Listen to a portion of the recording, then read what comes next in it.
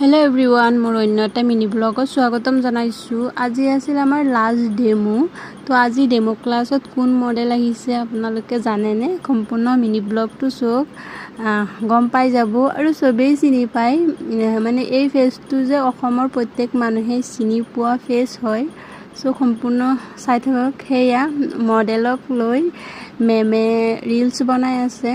ইফালে সবেই কেমেৰা মানে অন কৰি ৰাখিছে। ইফালে মুকু কৈ আছিল যে আমাৰ ইউটিউবাৰ ক'ত আছে ভিডিঅ' কৰা। ইফালে ইয়াৰ ৰিলস বনাই আছে। তাৰ পিছত মেকআপ কৰা হ'ব আৰু এই শ্বুটটো কৰোতে যে কিমান টাইম লাগিছে। আমাৰ মেম মানে যিকোনো কাম পাৰফেক্টলি কৰে।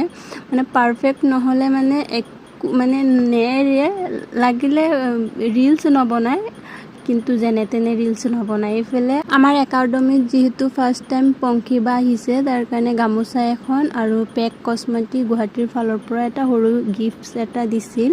সো এয়া মডেল গৰাকী ফাইনালি ৰেডি কৰা হৈ গ'ল। তাৰ পিছত এয়া সবেই আমি সেলফি ললো, ভিডিঅ' কৰিলো আৰু ইমান মৰম লগা দেখিবলৈ। মোৰ বহুত দিনৰ সপোন পংখিবাক লগ কৰা, কিন্তু মই কেতিয়াও ভবা নাই যে মাফিজা মেমৰ যোগেদি যে লগ পাম। সো থ্যাংক ইউ সো মাচ মেম।